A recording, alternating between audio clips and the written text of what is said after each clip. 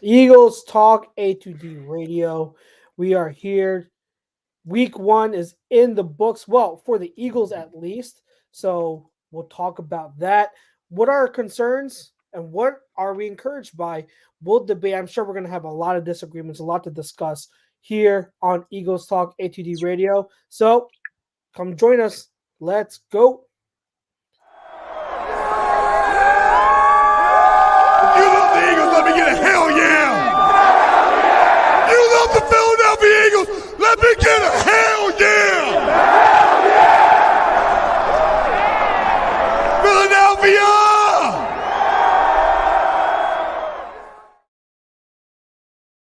Eagles Talk A2D Radio. We are brought to you by Baggio's Bread, located in Mount Laurel, New Jersey, home of the best stuffed breads, tomato pies, sandwiches, all of that. Mention A2D Radio for 10% off your in-store purchase. This is Chucks, Brinks, and PY coming at you once again. Gentlemen, we are 1-0. Our Eagles are 1-0 to start the season. I know we're happy. What's going on? How you guys feeling today? I'm Feel good. feeling fantastic. Feeling fantastic.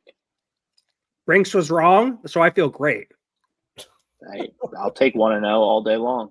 I was wrong too. Let's talk about it. Like I thought they were going to lose as well, so I'm happy that I was wrong about that.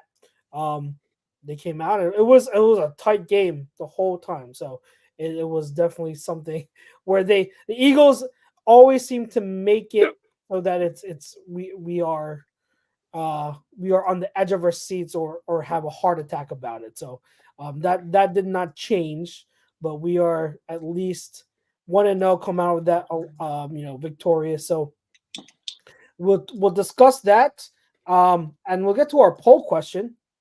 You're more encouraged than concerned over Jalen Hurts' performance against the Packers. Agree or disagree?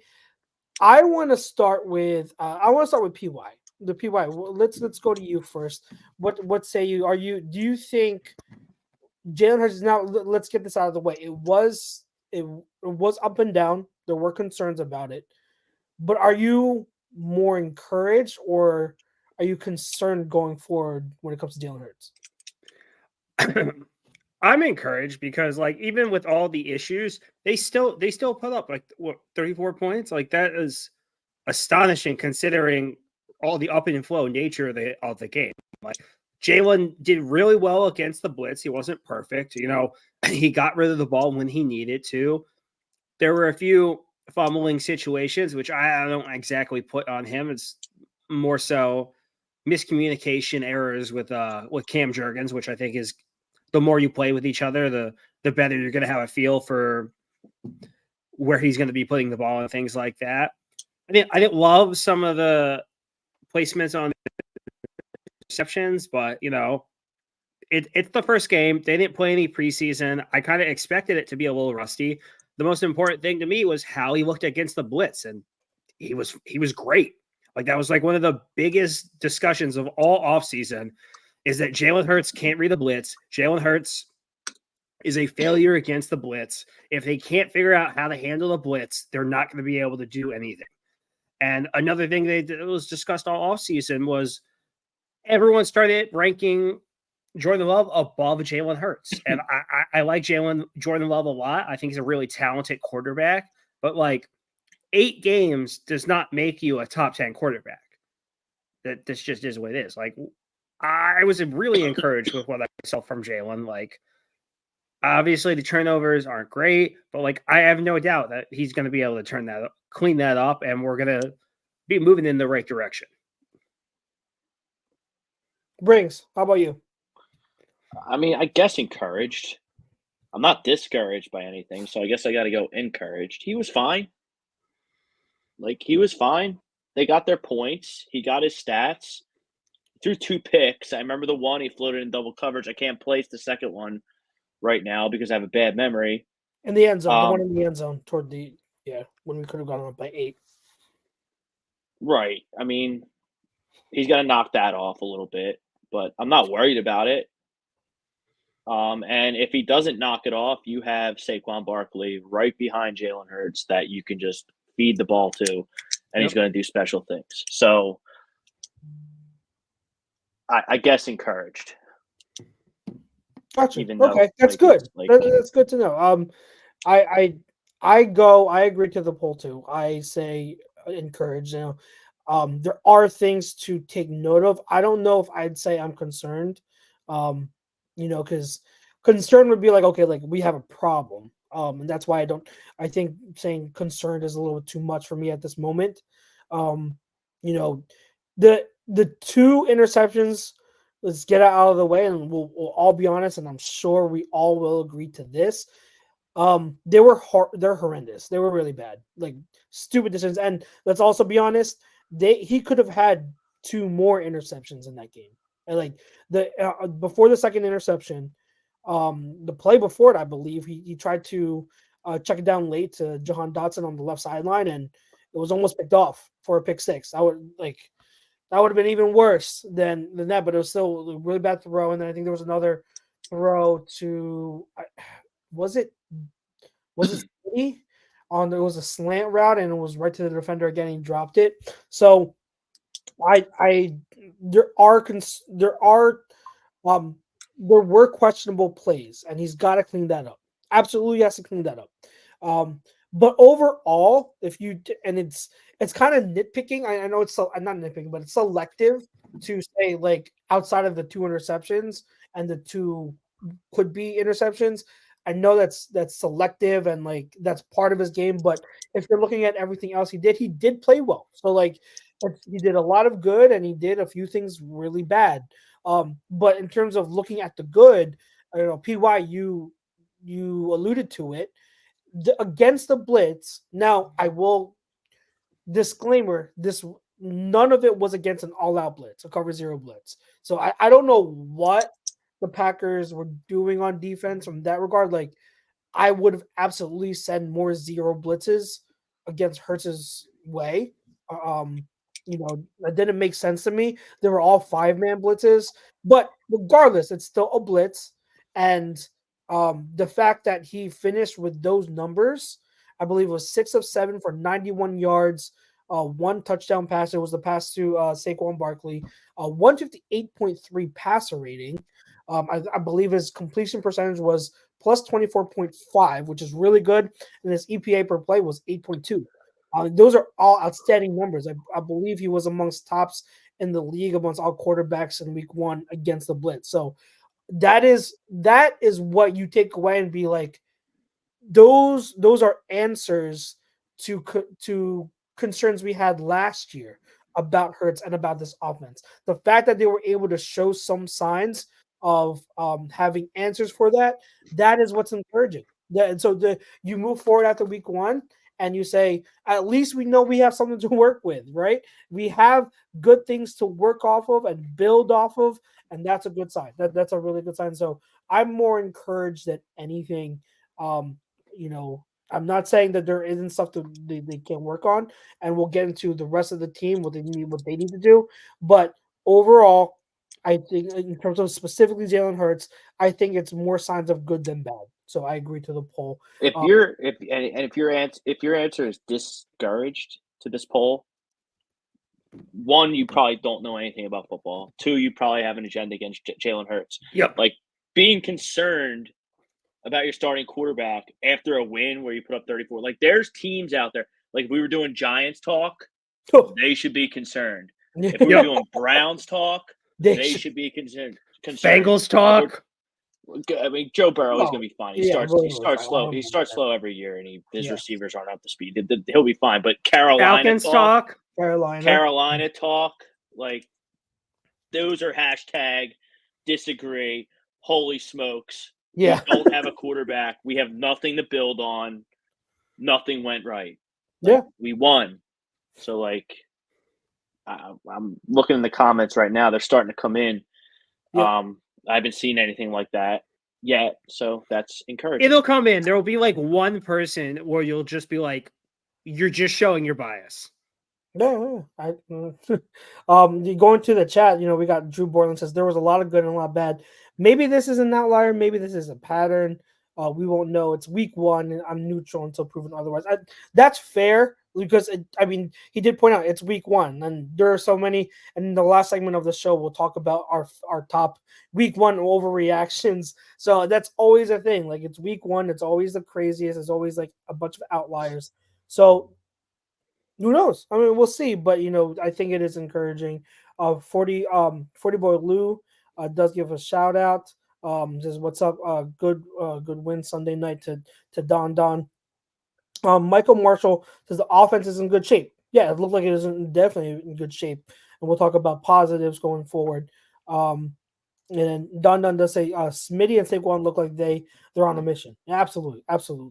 And then Don does point out, get rid of Roger Goodell. I mean, players are slipping on the field, and that was horrendous. That was having field conditions like that in an international game, and then having to pile on like the officiating was horrible, and then the broadcast commentators were horrible. That's not a good look for your first international game. No, you don't like Tom Hammond? I didn't. They were. I like Tom Hammond. He was the main guy. He does the Notre Dame games and the horse racing and what for NBC. But I don't know who the color commentator was. But I'll agree on that. He was horrible. He was horrible. So I guess Tom Hammond, like, I guess he was okay, but like nothing stood out to me about what he did. And then having the color analyst, he just was not. Did not do anything. That's funny because I actually tweeted their Facebook during the game that I'm a big fan of Tom Hammond. It's funny you said that. See, Hammond, that's fine. Like, it doesn't do it to me, but I can, like, maybe I'm being a little too harsh on him, but whoever the color commentator was, I like announcers like, okay, I'm watching the game for 10 seconds, even 5 seconds, and I hear the voice, okay, that's Tom Hammond. Gotcha. So, yeah, that's how it goes. So keep the comments coming in. I know we got a lot of views. It's week 1 of NFL season. Thank you for tuning in. We'll be here all year, but we got week 1 Eagles talk. We're giving our reactions. Answer the poll question. In the chat here, you're more encouraged than concerned over Jalen Hurts' performance against the Packers. Agree or disagree? We all have agreed to it. And again, it's something where you can take note of his struggles, but we'll see how he does it. I think it's his answers against the blitz, the 5-man blitzes against the Packers were encouraging in my opinion. So at this point, let's bring in our good friend. Guy comes on every week and does a phenomenal job and brings so much to the show, Mr. Les Bowen. Les, how are you, my friend? How are you doing? I'm great. Despite the lack of a link in my email, I had to get Tom on there. Oh my gosh! If you didn't want me, I dropped the ball. I thought that was a Jalen Hurts type interception by me. That is my fault. Cam Jurgens? You want me? I'll just send him the link every Monday. I have nothing to do all day on Mondays. I'm off. I'll take care of it. Gotcha. I know you That's guys okay. will. My feelings aren't hurt. That's all. Thank God. But we've got to get down to the business here. Yeah. You all agree that was more encouraging than concerning from Hurts? Yes. For now. Listen here. Yes. I am not a hot take guy, but I'm going to give you one here. Don your oven mitts. I would rather the Eagles have lost on like a fluky kickoff return or something benign, and Jalen Hurts been really, really good, made great decisions, run crisply and decisively when he had to run, not thrown any interceptions. If they lost by 1 point in that scenario and Hurts was great, that's a better sign for the season than what we saw. I thought it was, it was just 1 week, and I'm not going to, advocate that he be benched or anything. But the part that was concerning was it wasn't like he was missing receivers. That's like a week 1 thing. He's not really sharp. He was sharp. He never missed anybody. There were times when you wished he would miss because he was throwing it right at a guy who was covered, and they almost picked him up. At least 2 other times than the ones that were intercepted. It was the same exact thing that we saw last season with the decisions that were like, No, you can't do that. No. And the more time he had, you're talking about the blitz, and it was very encouraging. I'll go that far with you to see that he handled the blitz well. But the flip side of that was the more time he had, the more he screwed up. It was like if you give him more than 3 or 4 seconds, oh my God, he's going to do something incredibly stupid. Well, what the hell is that? This is year 5. I was not that encouraged, and I don't want to overreact, but I would not call it encouraging. No. Gotcha. Okay, so I was talking to a friend about it, and he kind of had, and I know he was kind of piggybacking off of what Ike Reese had said on WIP. Mm-hmm. I didn't listen to Ike Reese's whole quotes, but I think it was similar to what you had just alluded to, Les, is that it's the bonehead decision making at certain big moment time, like really dumb decisions at times where you really can't afford to make those dumb decisions. And it's crazy because we never saw that before 2023. Yeah. 2023 is when we kind of like it creeped his ugly head, and we're just like, what is happening? And I think like he had pointed out the interception against the Vikings. I had put, to me, the most egregious interception he had was against the Jets, and where we lost. To me, that was the biggest one. You're right. Yeah. So you have a good memory for that. Yeah, I understand that. I think I remember it perfectly. Yeah, I got eliminated on suicide because of I that did game. too. I was pissed. I'm pretty sure a lot of people did. So, well, I have a theory about why you didn't see this until last year and why you're seeing it now. Is just what I was just saying about time. 2 years ago, if he checked a couple guys and they weren't open, he just took off and ran and gained 20 yards. Yeah. Now he stands there and stands there and stands there. And I don't think, one thing that I thought last year was a real problem, and I don't know if it was Friday night or not. I haven't really gone back and looked at film or anything, but I don't think Eagles receivers do a great job in scramble drill. You know, you don't see guys running back toward the line, waving their arms or anything. They just feel like they're out there like, hey, look at that. There's Jalen. Yeah. Hey, Jalen. Yeah. Smitty does a decent job. A.J. Brown doesn't get it. I don't know. And he's a terrific player. Stops. I don't know why he wouldn't. AJ sometimes just stops in the middle of the field and like, okay. That was a huge – getting over with. Yeah. You're absolutely right. I mean, that was a huge problem last year. And, I mean, yeah. But he's got to run. I mean, you can't – there's – nothing good was going to happen throwing those balls over the middle late. And the second one was so egregious because it took points off the board, and he had almost thrown a pick on the very previous play on the sideline. The guy jumped out. Oh, my God. You know, after seeing that, you got to be especially careful and mindful of the fact that you're about to score at least 3 points here. And you know, he had all day back there. He could have run for, I don't know, 5 yards and then see if you can make somebody miss or something. I don't know. It was 3rd and 13. He probably wasn't going to get all the way in, but it would have been better than throwing it to Jair Alexander. Oh yeah, I know. I totally hear you, and it's fair what you're saying if you're talking about like it's been from last season. I understand. I think it's just I think that. From my perspective, with it being week 1, 2 with it being a new system, and 3, the fact that even before leading up to 2023, he's had a history of being a smart player. Yeah, I'm willing. I think maybe this isn't me being a fan. I'm willing to give him a little bit of the benefit of the doubt after week 1. Now, I can see that. Yeah, I wasn't. Yeah, encouraged is too strong for me. Yeah, I'm not ready to kill him or anything. But if it's week 4 or 5, not something I would take out of that. Yeah, if it's week 4 or 5 and he's doing stuff like this, then this is now a very big concern. But you know, week 1, I think I'll hold off on saying it's concerning. But you know, I get it. I totally get it. And Greg says he does disagree to the poll. He saw a lot of good, no doubt, but the same old bad is still there, which is what, you know, he alludes to. Michael Marshall says one play that stood out was third down. He stood in the pocket looking down the barrel and completed to the AJ Brown. And he's talking about the play on the left sideline with the blitzer right off the right side. Yeah, that was on the blitz plays. He was remarkably good, which makes me.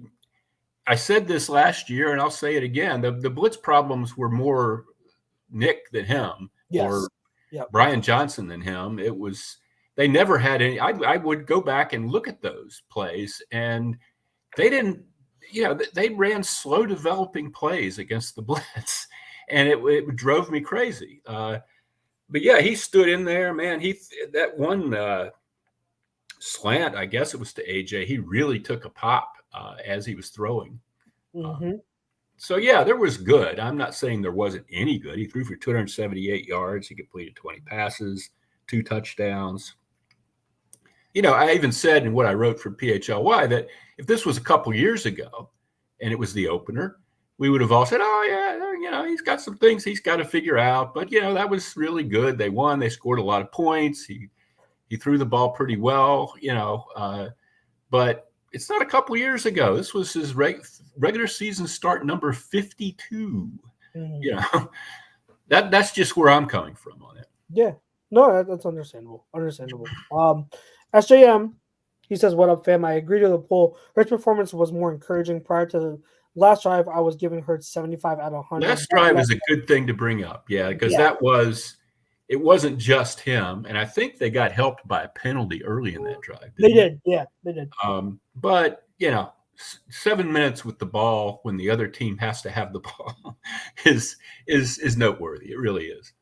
Yeah, and that last drive, and what was impressive about it. I mean, you can talk about running the ball and everything like that, but they passed the ball. I think was it 2 or 3 times for big first down conversions. They passed it, and they were I think the 2 to Devontae were huge. Mm-hmm. So that is very, very impressive. So I'm willing to give Hurts more points for that kind of stuff. So Jay asked a question here. Yeah, SJM does follow it up. It says, albeit 2 interceptions were brutal, the dimes to Saquon and AJ were beautiful. There were various times he had clean pockets to climb and rolled out, which drives me nuts. Yeah. The rolling to the right, it's something still got to be done about that. And it's still not the way that he moved around 2 years ago. And I don't know, it's been brought up that this could be some sort of physical thing. I hope not, because that was really a huge part of what made him good, being able to move around back there, whether he threw it or ran it. Yeah. One thing that I think with no evidence whatsoever is that they've told him not to run after, that injury he suffered against Chicago, the Super Bowl year. Yeah. That was almost a huge deal. I mean, that could have knocked him out for the season, and they would not have gotten to the Super Bowl. And I really think they told him with the new contract to not run. And I think 2 years later, he's not looking for openings. He's more like, it's like when you tell your kids to take out the trash and 2 hours later they haven't done it, and finally you pick it up yourself and you go, okay, I guess I have to do this. And you trudge out to the trash can. That's the way he's approaching running now. It's like, okay, I've got to do it. Where are the defenders? Oh, geez, how do I get out of bounds? Except for that one play near the end of the game where he had to run over a guy, and he did. But otherwise, it was just very reluctant, very grudging, very, half-hearted running. And that takes away, something that was a weapon. It does. And I wonder because a lot of talk now is, because you're right, he doesn't look like the dynamic runner he was. He was never like a Lamar Jackson type, right? But he still had good athleticism. He still looked shortcuts, first step, explosiveness. You don't see any explosiveness at all now. He looks like an average NFL quarterback lugging the ball a few yards, down the field. Yeah, you're way down there. You haven't said anything here. Yeah. Well, everyone's been kind of talking back and forth, so I've kind of been waiting for the The only thing I'll say about that is whoever told Jalen Hurts that because he signed that contract should be fired immediately. Yeah. Immediately let No, go. I understand where they're coming from. I mean, you can't run as much as he ran the Super Bowl year. Mhm. Why? They went to the Super Bowl. Yeah. They That's did, why they but went to the again, Super Bowl. in that Chicago game where they had these they had a few games that season. It all seems wonderful now in retrospect because they got to the Super Bowl. But they had a few games that season where nothing was working offensively. And their answer was, okay, Jalen, you take the ball and just do like Nelson and the Simpsons, just run through everybody and Just and throw we'll it win. to himself and catch it in the end zone. And that was what they were doing in Chicago when his season nearly ended. So there is a concern there. And I don't think he can run it a dozen times a game. But you gave a dual play. Really, decent, wholehearted runs. I wouldn't hurt anything. I don't think. But you gave you gave a dual threat quarterback $200 million, and okay, you can have this $200 million, but you can't run. You can't be a dual threat. Like it doesn't. It's mind blowing. It doesn't make any sense. I think what it is it's not. It's trying to find that balance, the fine line between the two. So, and it's tricky. I'm not saying it's easy. It is tricky. But it's tricky because and other quarterbacks have struggled with it. Yes, struggled with it's very tricky because you got the aspect of Hurts' side where that is what makes him great, right? You've got the aspect of, hey, you want to keep him healthy because he's your quarterback. And then you've got the aspect of, hey, like schematically, and this is the part I will dive on because you guys touched on like keeping him healthy and whether he looks the same as a runner. Schematically, defenses are not giving the Eagles offenses what they were giving them 2 years ago. They have adjusted and they are making sure that on those zone reads, they're looping the second level defender over. So there's a lot of things that they're keying on. So it's not only so you compound all that. Not only does Jalen Hurts not look like the same runner, but the space isn't there anymore. Like how many times in 2022 were they empty and they called QB draw and it was like a big game? Yeah, that's not happening anymore. That is not happening anymore. That's not. Yeah, they ran an option at some point in that game. I don't remember when it was. It wasn't real early, but I wouldn't call it an RPO because I don't think he was ever going to throw it. But he puts it in Barkley's belly, and you can just see that the whole middle is clogged up. There's nothing there. So he pulls it out of Barkley's belly and starts. And 91 for Green Bay is just standing there waiting for this to happen. He's like, oh, okay. Boom. And there was nothing. That was never going to work. There was no way either of those two options was going to work. So you got to do something else there. You got to have a P in the RPO, I think. I don't understand how teams are devoting so much attention to Jalen Hurts running, and it's not opening up all kinds of other stuff. They're spying him. They're doing this. They're doing that. Well, is the middle of the field not wide open then? Exactly. And that's unless I was gonna go lead into that is if Hurts doesn't look the same, right? If he's not the same, like he's still a good runner because he's so powerful. So like he's still a good runner, but if he's not as explosive as he was before, if he's lost like a half a step or whatnot, then the part of the game of his game has to make up for it is his ability in the pocket as a passer. He has to. And so like what you're saying, like it's true. Like part of the RPO, like the element of passing, something has to give. The defenses are keying on him as a runner. Something has to help offset that from the offensive standpoint. He's got to be able to connect. And SJM brought up a good point, and we'll talk about it. He's asking, what does the panel's take with more trying to utilize the RPO with Hurts? My take is it looked awkward, like it wasn't more concept, but left over Johnson/Sirianni last year.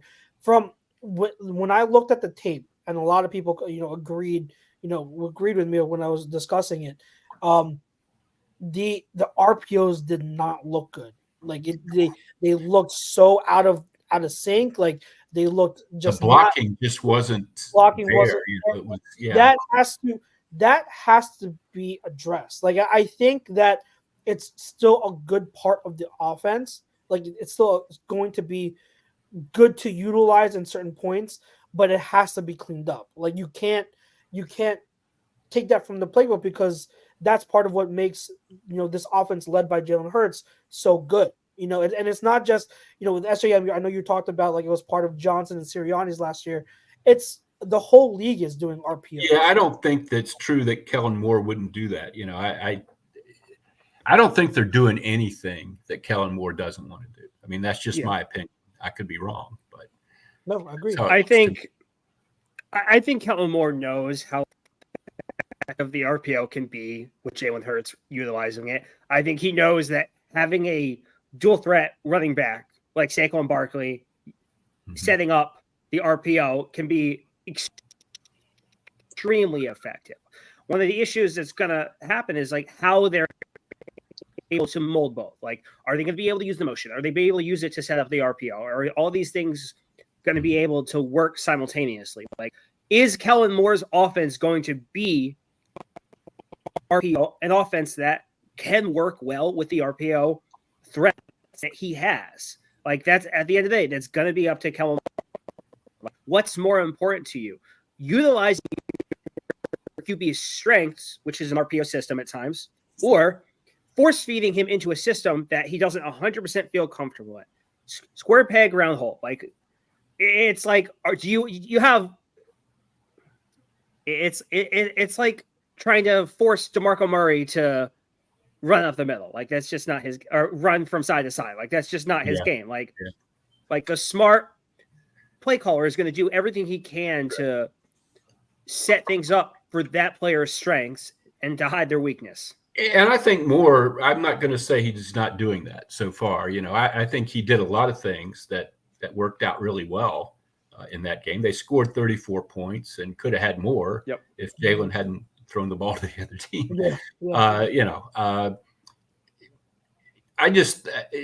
It was week one. I mean, my expectation going in was that Jalen would not make those dumb mistakes, but my expectation going in also was that, Love is such a great quarterback. He's going to really, make the Eagles, put them back on their heels. No, I mean, he did not have a good game either. I didn't think.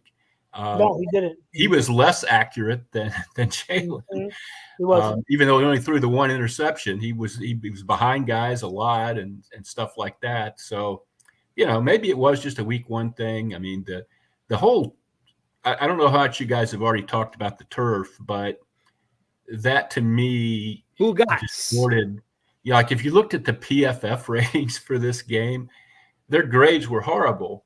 It was like useless. And that's kind of, 10 years ago when they had ridiculous grades, when King Dunlap was like the best left tackle in the league, dumb crap. It was like, okay, who are these guys? They're just a bunch of, who cares? Now it's on the broadcasts of the games sometimes, a guy's PFF grade, I mean, people are taking this seriously, and those grades were whack. Saquon Barkley did not have a good game Friday night. I don't know if you guys realize that, but I'm talking off the top of my head here. Game. But I mean, Chris Collinsworth is like a part owner of. PFF. I know, and they've got to get this. He's the main commentator have a grading on the system broadcast. that's that far off. So wait, I know he didn't have stats, but I thought Jalen Carter was very active. He did things like he's on one side and the run goes through the other side through a wide open hole, and he turns around and runs the runner down from behind. Somehow doesn't get credit for the tackle, but I mean, I saw him do it. And Carter had a horrible grade for the game, and Hurts had an abysmal. Even I would not have given Jalen Hurts that grade for the game. Nakobe Dean getting a bad grade was insane to me. Like, I thought he played a really good game. I thought he was 50-50. I thought he made a lot of really good plays and then almost as many really bad plays. including dropping. You don't get any credit for dropping a pick six to me. Yes, Gotta be a house which call. led to That goes on the other side of the ledger. Yeah. Oh my God, you got to. And then I think the very next play, they hit Jaden Reed on one of them long touchdowns. Yep. Right? I don't think it was That could have house turned call. the game into. Yeah, I mean, exactly. we all remember, the Patrick Robinson pick six in the NFC Championship game in the season the Eagles won the Super Bowl. That's pick sixes in close games early distort. Suddenly you're ahead and you can fire on all your jets with the pass rushers, and that's a big deal. That's really a big deal, and to just drop that demoralizing. Yeah.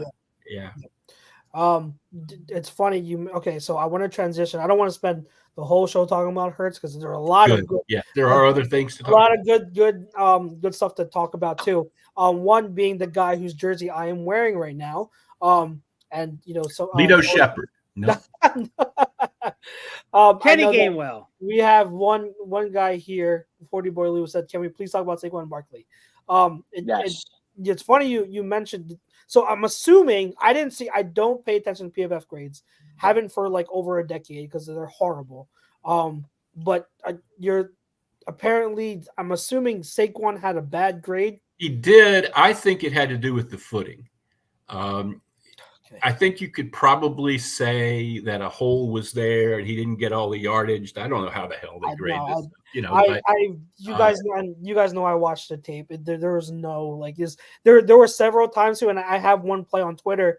For those listening, the great thing about NFL Pro, just a quick side tangent. NFL Pro, the film watchers dream that they came out with this finally, because everything is now streamlined and how we can access film, and we can put in filters to narrow down what we're looking for and the type of play. So I'm able to knock out film in like 5 times the amount of speed and efficiency that I was prior. So like it's great. So anyways, first the first thing I did was watch Saquon's film. There was even one play, and I think it was an 8-yard gain where he was it was an outside zone to the left, and he had space up the middle of the field to his right. Early like rookie year, Saquon Barkley would have ran his space, but this 27-year-old mature Saquon Barkley stayed disciplined, followed his blockers, and so like there's maybe one. From my memory, there's maybe one play where you can say maybe could have taken it up the middle, but even then there wasn't. It was just you could have gone an extra 2 yards. Like, well, see, I think they're also like downgrading him for like that first snap where he lost 5 yards because he fell down. He fell down. I agree, but I think that's the grading. He fell down. So I don't. Yeah, that's part of the reason why I don't. But like the playing surface thing. I like international games, partly because I went to London in 2018. It was one of the great experiences of my life. I really enjoyed that whole atmosphere. I went to London with the Phillies this year. I enjoyed that atmosphere. I'm all about it. International games, fine with me, but you have to get it right. You knew you were going here for months and months and months and months and months. I don't know whether soccer requires a different kind of feel for the field or what the deal really is there, but the NFL has plenty of money. You can get a field and put it on there and, take it up when you're done or something. I don't know, but you can't have that. Somebody could have been seriously hurt just because of the field, which I don't think happened. I don't think Love's injury had anything to do with the field, but it could have. You just can't send guys out to play on a surface like that. You have to. You have control. You have the money. I understand everything they said on the broadcast about, what was it, 26 million people live in Sao Paulo? Jeez. 2.5 times as many people live in New York. You want to have a game there. Yeah. You want them to buy your stuff. If players want to make $50 million a year, that's one of the ways to get there. Maybe not talk about how dangerous it is, though. I mean, the crime and all that. Yeah, that was way overblown. I'm not sure exactly what happened there, but I don't think Sao Paulo is considered a real horrible place. It has literally the same crime rate as Philadelphia. I read online. Yeah, exactly. So that's why I had a friend who lives in Brazil, and she was talking to me about it, and I'm just like, it's like, what? Why were the Eagles players talking about how crime went in rhythm? And I'm like, did they say that? And I looked it up, and I'm like, oh, yeah. That was not smart. Well, the NFL told the players. Yes, somebody did. Yeah, but that doesn't mean you should come out and say it. I don't know if it was Big Dom who didn't want to bail anybody out of a bordello at 3 a.m. and tried to scare them to death or what. But she shouldn't be going on a podcast and being like, yeah, we're fearing for our lives. Well, I love Darius Slay for a lot of reasons, but he'll say anything. And he needs to stop. He doesn't ever think about. He's a smart man who never thinks about what he's saying. Everything goes right from I have a thought to right out of his mouth. Well, they made him walk it back real quick after what he initially said. And I think somebody told him eventually. I shouldn't have said that. Yeah, but he's going to do something on social media or do some kind of. He's a bit of a time bomb in that regard. Yeah. But yeah, there was, my take is, you got to have a good surface, but play the games. Yes. Go everywhere, go to Korea or go to wherever, it's something you need to do to grow the game. Yeah. No, I hear you. And it's like Roger Goodell in the NFL is so lucky that no one got seriously hurt from the surface. Yes. I know Jordan Love got hurt from a hit, but they're so lucky no one got hit from the surface. But, I mean, guys, we Eagles won the Super Bowl a couple years ago, and that field wasn't even good. So that was a disgrace as well. Yeah, that should never. I mean, I didn't really have much faith in them to get it right in Brazil if they couldn't get it right for their very good championship. Yeah. I hear you. But yeah, that's playing surface aside. My game ball for the game obviously is going to go to Saquon, and I wanted to say like this is you guys know I know Briggs always disagreed with me on the one player, but you guys know I was a Miles Sanders fan. You guys know how I thought about DeAndre Swift, but this is what I talk about when I say that an elite running back makes a difference. And this is what I talk about. Like, you can absolutely see it. You can see the difference that Saquon makes, and like how it pops off the screen. Yeah, that he's an elite talent, an elite mover, an elite player that can make impact plays that can really, really change the game.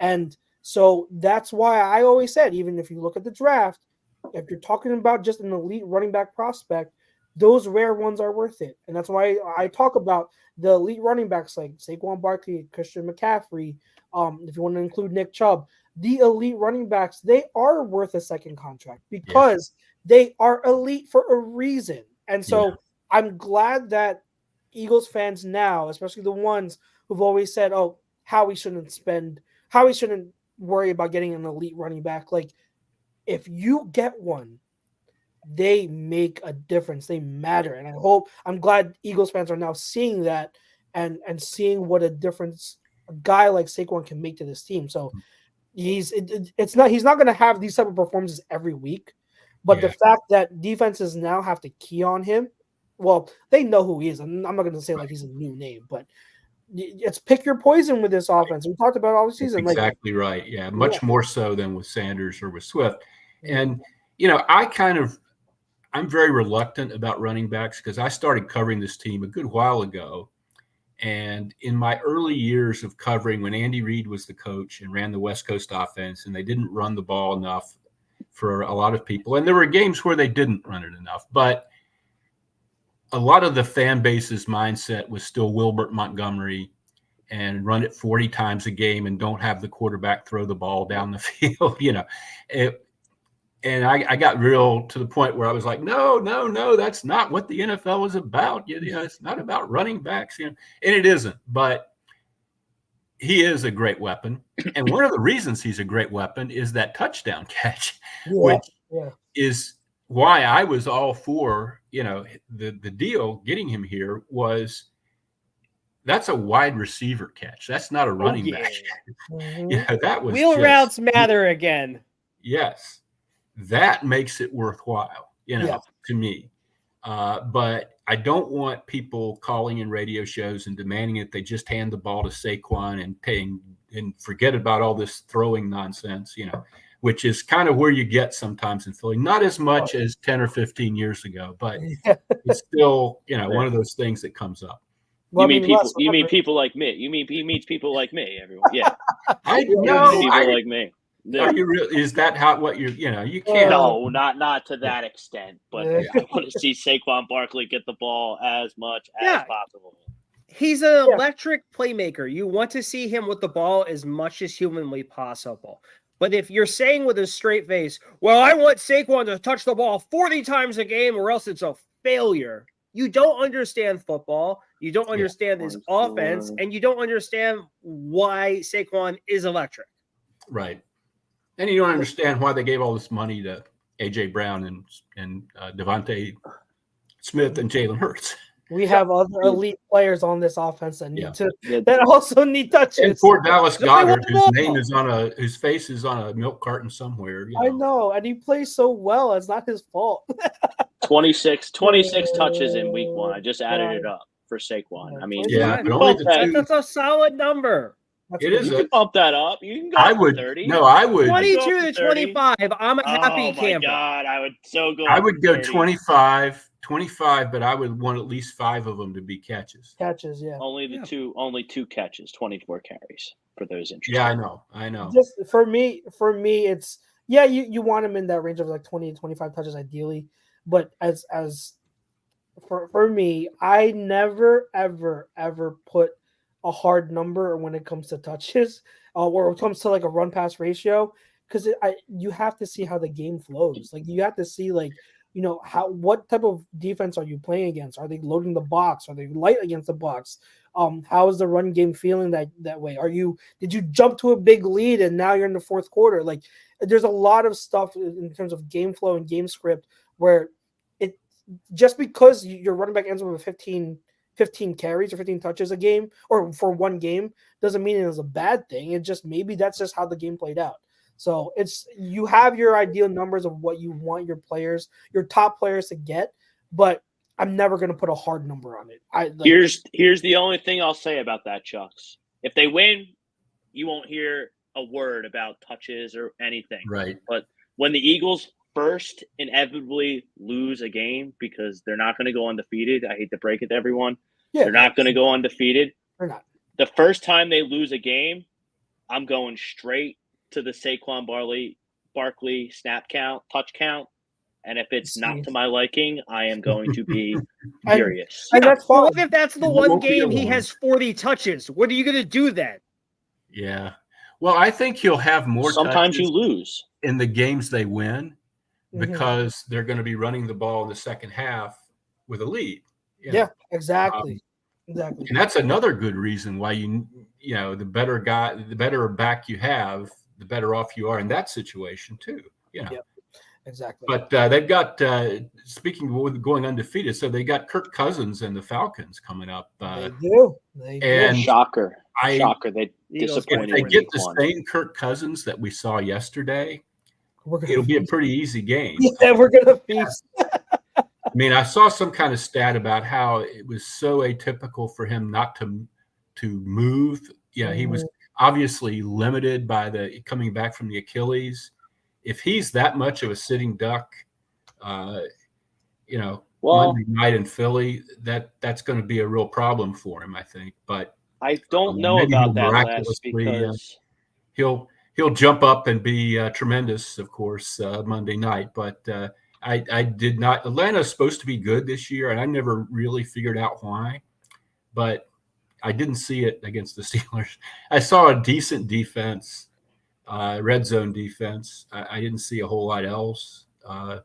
They have some guys that, I don't know what Kyle Pitts is doing on that team, really, but Yeah, It's just a anything guy. that would get you drafted 5th overall. We'll take him. We could use a tight end. Well, we'd take him and not use him, which is what they do. That's true. That is true. Just not be used. Yeah, instead they were trying to use Grant Calcaterra to block a lot. Yeah, I know. Which I like Grant Calcaterra, great story, concussions and all that, but he's there to catch the ball. Yeah. You don't put Grant Calcaterra in there to block edge rushers. No. We'll trade for Kyle Pitts and then all of a sudden try to make him a fullback. Yeah. Les, before you head out, were there any other players you wanted to give game balls to from Friday night? Well, I guess Zach Bond. I guess that's been very well discussed. I'm 2 wrong there. sacks. A few weeks ago, I was saying, Vic Fangio loves this guy. I don't get it. He hasn't really done anything. Well, he did a lot. So there's that guy. I thought Mitchell was tremendous. He did have one real bad play, but he's a rookie. He's going to have one real bad play. I thought the motion, I don't know if that's not a player, but the motion, if you saw the stats on that, with motion and without motion, it was pretty stark. 65% less. And my man, Mekhi Becton, I was an early champion of this. I don't give myself credit for much, but he was like Brandon Brooks out there. He was just killing it. 0 sacks. He did not have a problem with the footing. He was just wiping people out. So there were a lot of good. There were a lot of good signs. Cam Jurgens kind of needs to settle down. Poor Jalen gets that fumble. That's not the quarterback's fumble. I mean, I know that's how they score it, but the quarterback's over here. Hey, we need to get a boom. Yeah, as a boom. But there were a lot of guys that I liked. It was certainly the defense was weird, and I will go, I promise. But the defense was weird in that they gave up huge plays, and the run defense. One of my biggest adjustments to not being a beat writer anymore is when we get the game book after the game, it has the first quarter stats discrete, and the book that they list online does not have that. But I swear to God, the Eagles stopped the run in the first quarter. They did. And then I don't know what happened after that.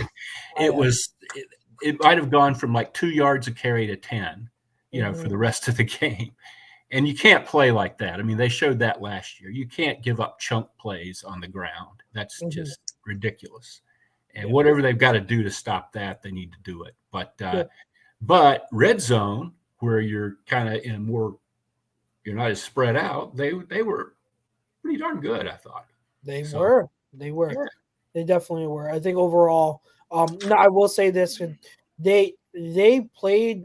Fangio played a lot more classic zone than zone match, which I have a feeling, and someone, I think it was Honest NFL on Twitter, said it might have been because of field conditions, where he was like, because you can't make sharp cuts. Exactly. So he might have been.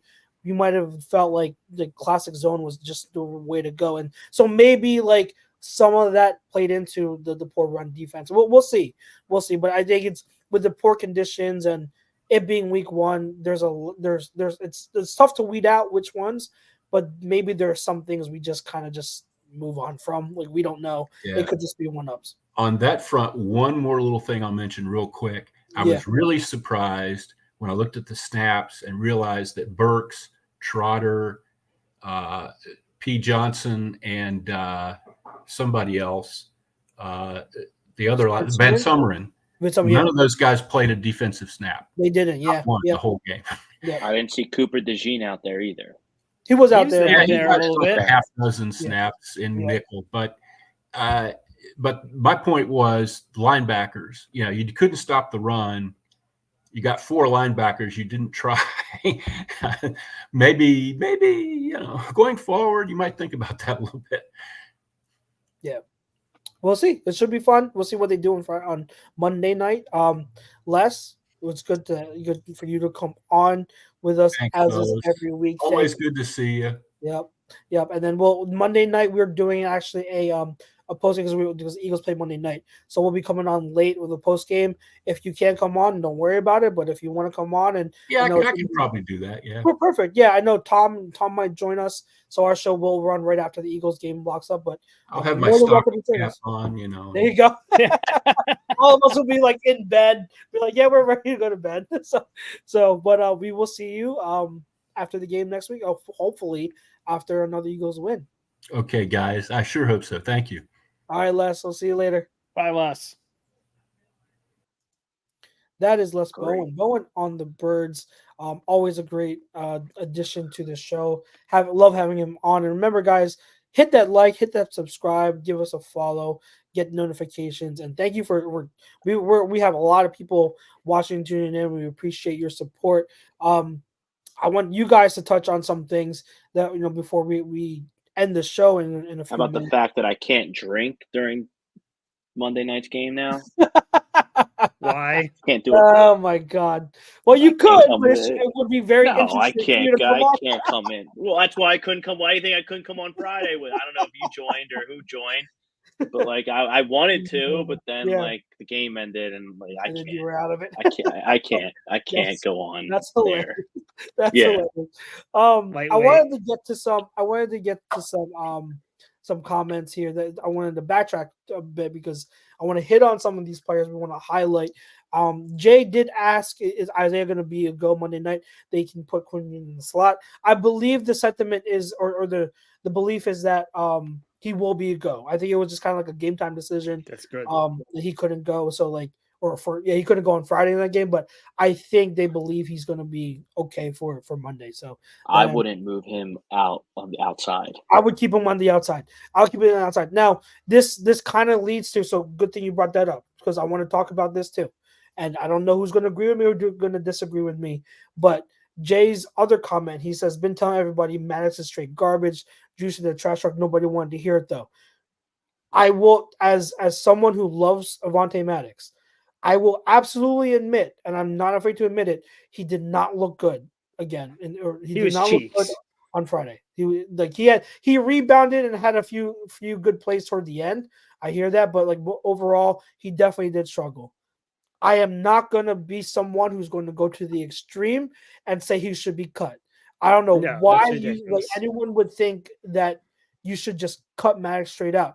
Do you think that someone from the practice squad or someone off the street is going to be an upgrade over Maddox, even as like a depth piece? No. You keep Maddox here as a depth guy. Put him at safety again if you want to. Because he showed he can play safety. He can play deep middle, post safety, free safety. Put him at safety. Just not nickel. All right?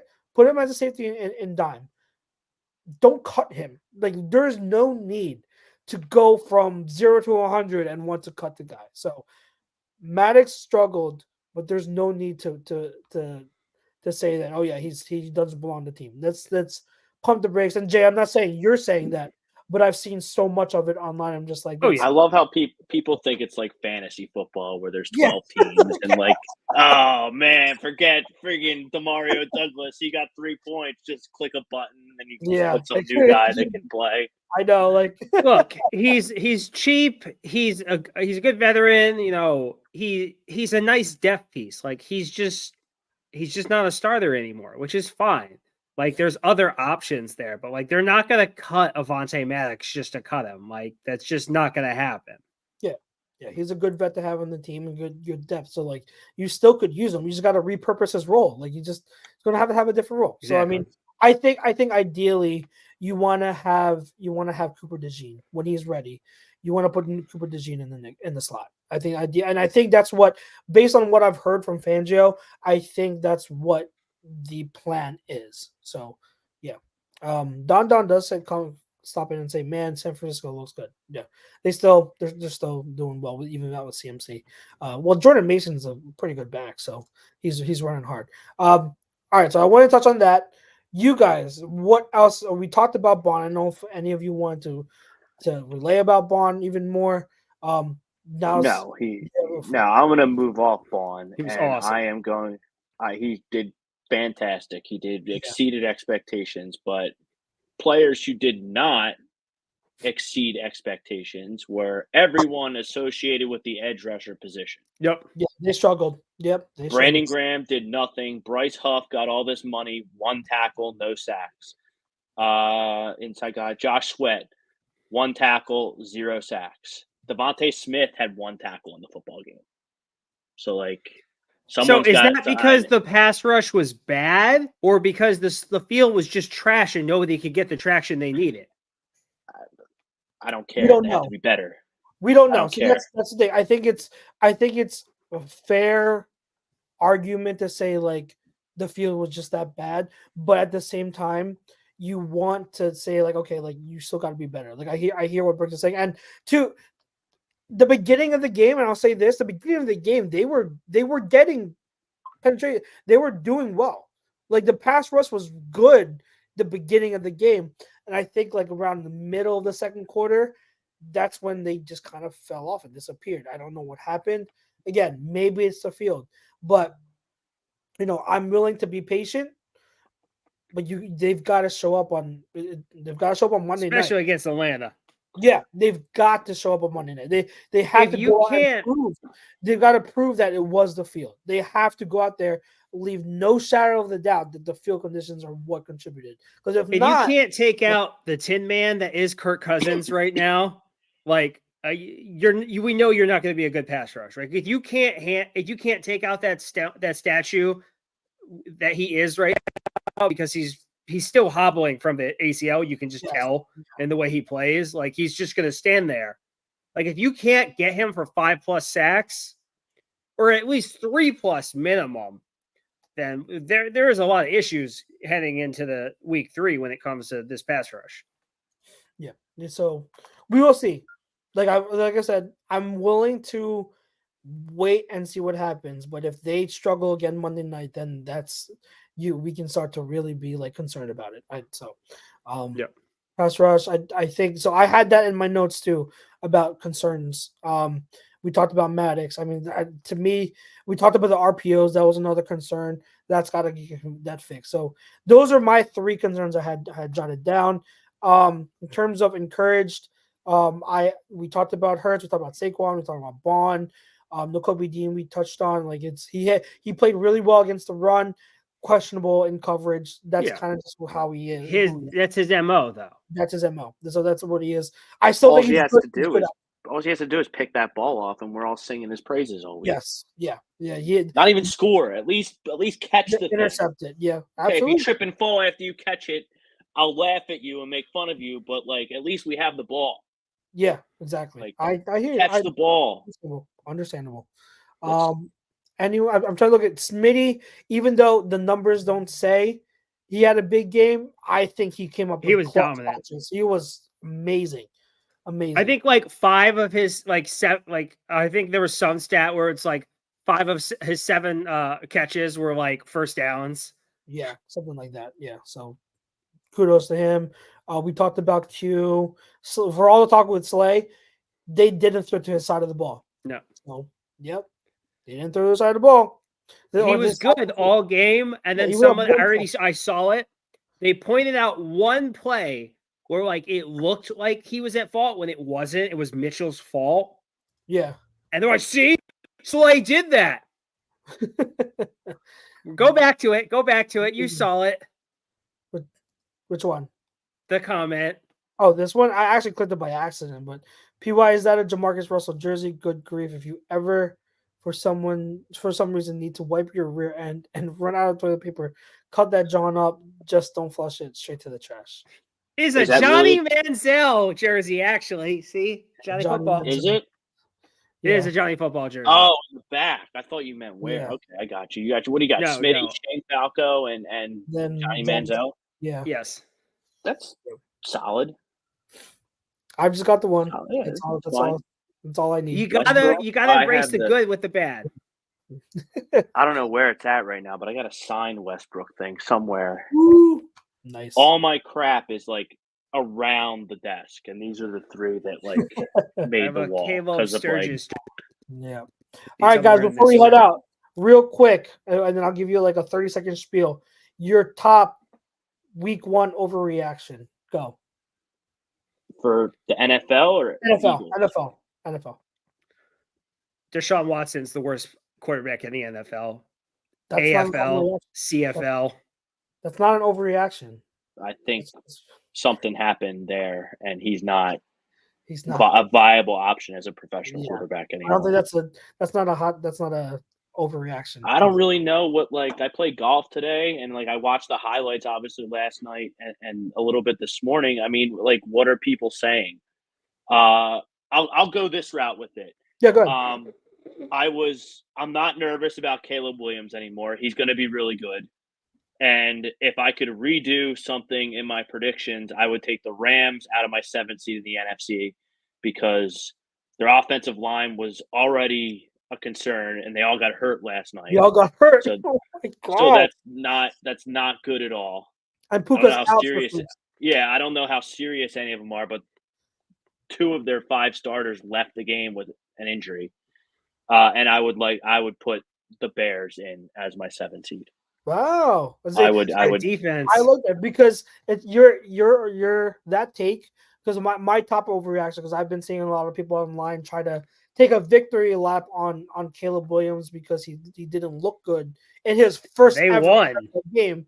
So they're like, oh yeah, see, and I'm just like, let's He didn't calm play down. good.